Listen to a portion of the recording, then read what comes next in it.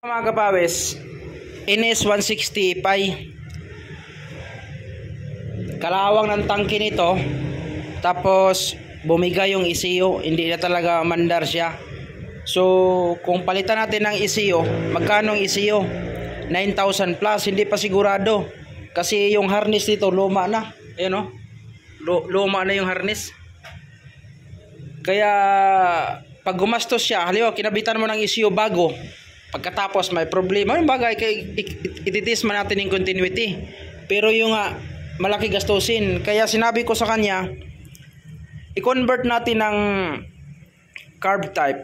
Bakit natin sabi i-convert ng carb type? Dahil magbigay ako ng payo sa inyo. Ganito, ano mga idea ba? Bakit? Kasi i-carb type natin, pag nagkaroon ng problema, halimbawa ECU versus CDI, kung nako-convert siya ng carb type, so CDI lang. Kung magka-problema ang CDI, magkano ang CDI? Makabili ka ng mayroong CDI, mabibili mo lang ng 1,000 plus o perfect power, di ba? 1,000 plus perfect power. Kung masira, maliit lang yung gastusin sa carb type.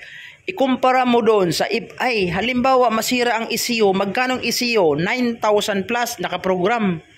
Ikumpara mo sa carb type, pareho lang silang CC, di ba? 160. Ikumpara mo siya sa carb type, magkano ang CDI? Kung ang CDI masira, magkano? Di ba? Napakamura. Magkano ang CDI lang? Nasa 1,000 plus. Kung doon naman tayo sa carb, halimbawa, yung carb ko ilalagay 150. Kung dumating ang panahon masira, pwede mo siya kabitan ng 28mm. Magkano ang 28mm? Mabibili mo ng 100 plus. Pero ikumpara mo sa FI, throttle body, injector cleaning, throttle body or injector, TPS, TMAP, sus ginoo ko, napakamahal. Ikumpara mo naman sa mag-cleaning ka ng carburetor. Magkano lang cleaning carburetor? 150. Tune up mo, magkano lang, di ba? Napakamura ang maintenance ng carb type. Napakamura ang maintenance ng carb type. Kaso high-tech na kasi tayo ngayon . Kailangan ng mga FI halos lumabas ng motor. Pero ito, FI, i-convert ko ng carb type. Marami na akong binabanggit mga kapawis. Ang aking mag-convert ako, hindi ako harness pa rin na 160. Hindi. I-convert ko siya ng harness. Ito, brand new to. Na-stock lang doon. Oh, brand new yan. Na-stock lang. Oh, wala pang kita. Ano niya? Oh, na-stock lang yan. Ito. I-convert ko ng carb type. Magneto carb type. Ito. Okay. Tapos yung cylinder head. Here naman to . Cylinder head. Yung sa akin na naka-ready na. I-convert ko. Carb. Tapos kailangan pa ignition coil. Tapos handle sets. Oh, maiwawirings ko na lang yan. Tapos regulator, mayroon ako regulator doon. Marami siyang basta pang 150. Para kung dumating ang punto na magkaroon ng problema ang customer sa parts, mura na lang gastusin niya. Bakit? Carb type, mura lang ang gastusin. Wag lang masira ang makina, ay mapamahal ka talaga dyan. Maipay man or carb type, basta engine ang pag-usapan. Pag nasira, mahal ang gastusin. Yung laman nito, ililipat ko dito. Abangan na pa kayo, yun yung nating part 1 yan. Bubuhin ko yan ang carb type. Kasi hindi man lang ito isang bisis ginawa ko, hindi maraming bisis na.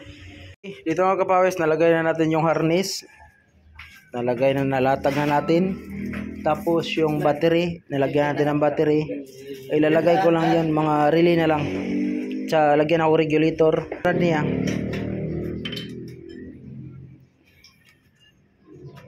Abangan nyo pagkatapos to.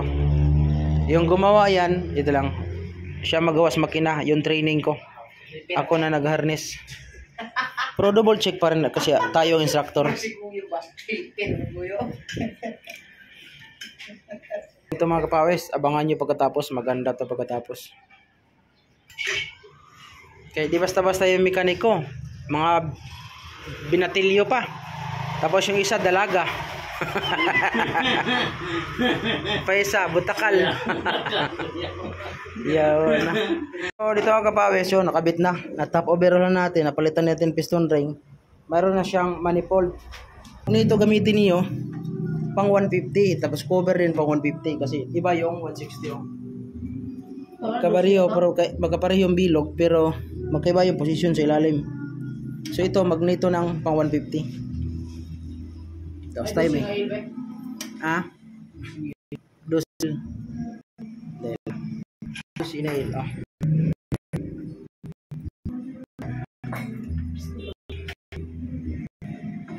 Lang talang ito magkatapat. Pagkadating sa cam sprocket, no? Kunti na yan, oh. Wala. Yan. Kailangan tapat, oh. Yan yung tamang timing. Ano pagkatapos?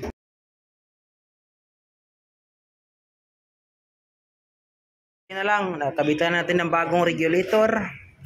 Tapos linis na yung carburetor, battery, tapos perfect power CDI. Sigurado malakas to. Tapos ang kinabit natin para plug and play, yung pang 150 na magneto cover. Kasi plug and play siya, tsaka dito rin stator at tsaka magneto ng 150. So ngayon kabitan naman natin ng ignition coil bago. May relay. Kunti na lang, andar na to. A few moments later. Nakabit na natin carburetor mga kapawis. Ito, carb type na. Check muna natin kung pinabili ko muna ng gasolina. Check ko muna natin ito kung mayroon to siyang pan. Kung mayroong kuryente lalabas. Totok natin. On natin yung kill switch. Tapos susi. Okay, tingnan natin kung mayroon na siyang kuryente. Okay. May kuryente, oh. Yes. Nalagyan natin gasolina ngayon. Dito ka yan. Kaya ako mag-kick. Okay, dito ka. Pang 7 na tong ginawa namin ganitong motor. I-convert. Simula nung 2018. Sinubukan ko mag-convert. Tuloy-tuloy yun. Pang 7 na to siya. O, try natin, ha. Umandar ba? Porta.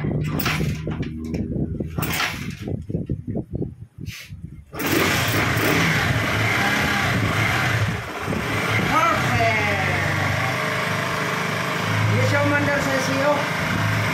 Carb type, andar siya. Oh. Ako nagawa.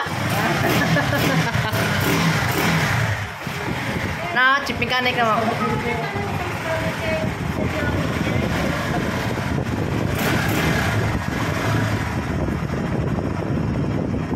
Wow, okay na, no? Ay, nakapunta ako. Pagkain mo lang.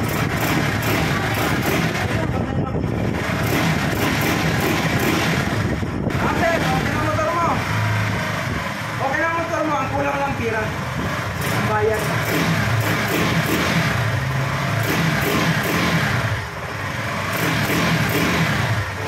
Pang 7 na tong ganitong mga equipage, kino-convert ko ng carb type. Ang forma ay pero pito daw, karani magkalahan na 160 lang ito. Ay 160 nakalagay. Adjust ko na lang konti yung tono. Adjustan ko konti, ha. Adjust natin konti. Bugno ganda ray. Okay. Start.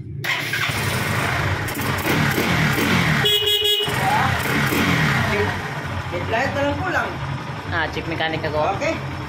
Ito, yung pamangkin at saka ito training bago. Hindi na ako kumuha ng mekaniko kasi gusto ko knowledge yung galing sa akin. Okay. Kubira na lang yan. Ilalagay yung headlight, i-wirings natin kasi iba yung harness doon, eh. Kasi pang ipa yun, i-harness natin yan, i-wirings. So, okay. Okay na? Malakas na, malakas. Nag.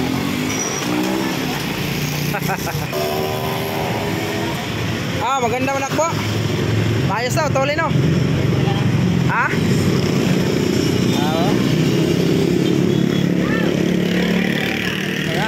Wala na. Okay na, sir. Ikakabit ko na lang bukas yung headlight. Kaya wawirings ko pa. Okay na yung makina. Inayos yung makina. Sinabay natin top.